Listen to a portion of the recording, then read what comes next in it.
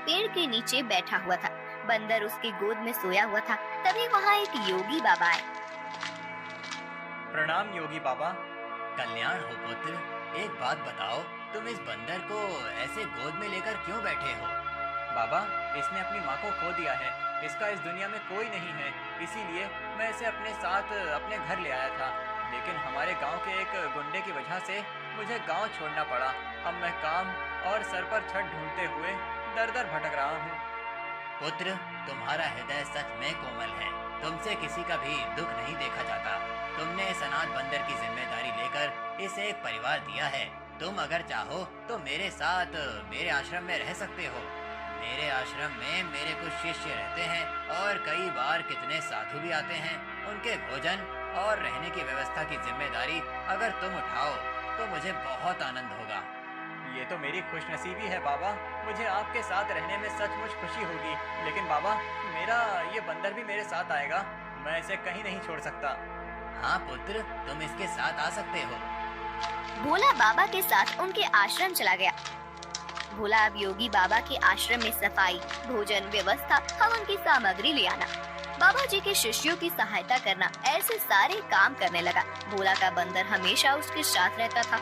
योगी बाबा भोला का काम और उसकी काम के प्रति निष्ठा देखकर खुश थे।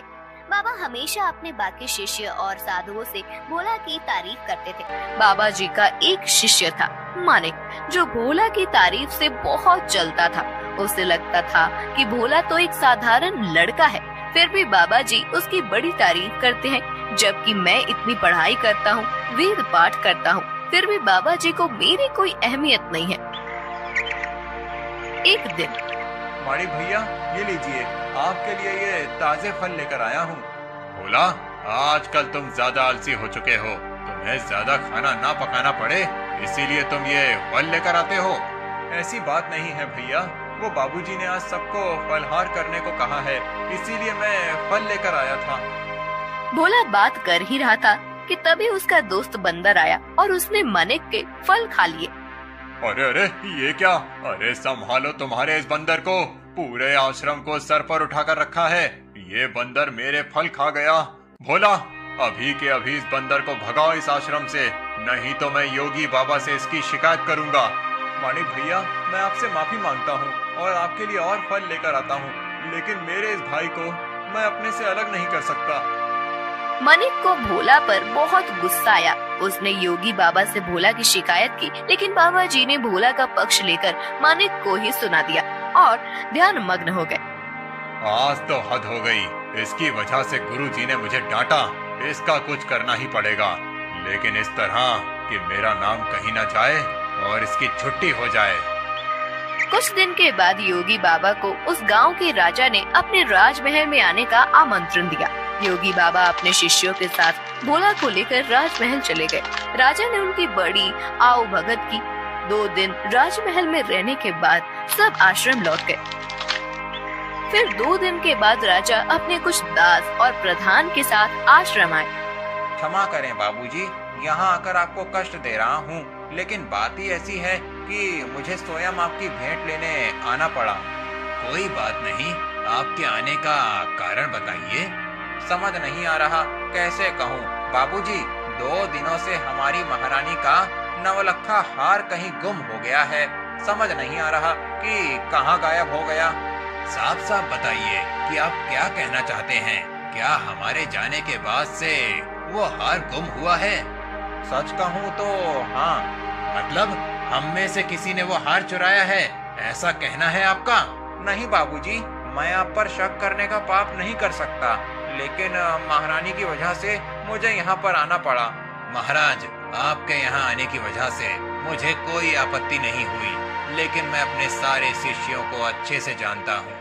मेरे शिष्यों में से कोई भी चोरी जैसा पाप नहीं कर सकता। फिर भी अगर आपको तसल्ली ना हो तो आप सबकी तलाश ले सकते हैं। राजा के साथ आए हुए दासों ने सबकी तलाशी ली। तब उन्हें भोला की झोली में वो 9 लखा हार छुपाया हुआ मिला। वो भोला को पकड़कर ले गए। छोड़ो मुझे, मैंने कुछ नहीं किया है। बाबूजी, मैं सच कह रहा हूँ, मैंने चोरी नहीं की। भोला, तुमने चोरी की है? मैं सोच भी नहीं सकता था कि तुम इतनी गिरी हुई हरकत कर सकते हो। नहीं नहीं माणिक भैया, मैं सच कह रहा हूँ, मैंने कुछ नहीं किया। मैंने उस हार को देखा भी नहीं था। बाबूजी, ये लड़का रंगे हाथों पकड़ा गया है। अब मैं कुछ नहीं कर सकता। मुझे इसे सजा दिलाने के लिए महल लेकर जाना होगा। बाबूजी, मुझे बचा लीजिए। मैंने सच में कुछ नहीं किया। आप मुझे जानते हैं, मैं चोरी के बारे में सोच भी नहीं सकता। बुरे से बुरे वक्त में भी मैंने चोरी नहीं की, तो अब क्या करूँगा? मेरा विश्वास कीजिए। राजा के दास भोला को ले जाने लगे, तभी उनके पीछे से आवाज आई। रुकिए, मेरे भाई ने चोरी नहीं की है। सबने पीछे मुड़कर देखा। भोला का बंदर पीछे खड़ा होकर बोल रहा था। महाराज, मेरे भाई ने चोरी नहीं की है। ये हार किसी ने जानबूझकर उसके झोले में डाला है। ये क्या, एक बोलने वाला बंदर? हाँ, मैं एक बोलने वाला बंदर हूँ। मेरे बचपन से लेकर भाई मुझसे बात करते आए हैं। ये रोज मुझसे ढेर सारी बातें करते हैं। उन्हें बोलते हुए देख और उनकी बातें सुनकर ही मैंने बोलना सीखा है। मैं दावे के साथ कह सकता हूँ, मेरे भाई ने चोरी नहीं की है। अच्छा, तो तुम दावे के साथ कह रहे हो, तो तुम्हें ये भी पता होगा कि ये हार जानबूझकर इसकी झोली में किसने डाला? हाँ, मुझे पता है। इस माड़िक ने मेरे भाई के झोले में वो हार डाल दिया था। क्या तुम सच बोल रहे हो? नहीं नहीं बाबूजी, ये झूठ बोल रहा है। मैंने सच में चोरी नहीं की है। तुम्हारी लड़खड़ाती हुई जुबान ने सब सच कह दिया है माड़िक। मैं कभी सोच ही नहीं सकता था कि तुम ऐसा करोगे। सच सच बताओ, तुमने चोरी क्यों की?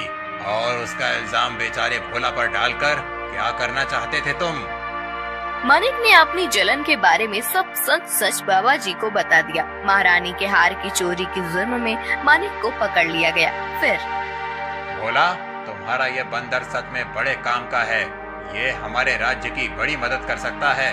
मैं चाहता हूँ कि तुम इसके साथ हमारे राज्य के गुप्तचर बन जाओ और हमारे शत्रुओं की गतिविधियों पर नजर रखो। इस बंदर पर किसी को शक नहीं होगा और तुम आसानी से सब पर नजर रख पाओगे। इस काम के बदले में तुम्हें बहुत धन दिया जाएगा। राजा जी की बात भोला को सही लगी।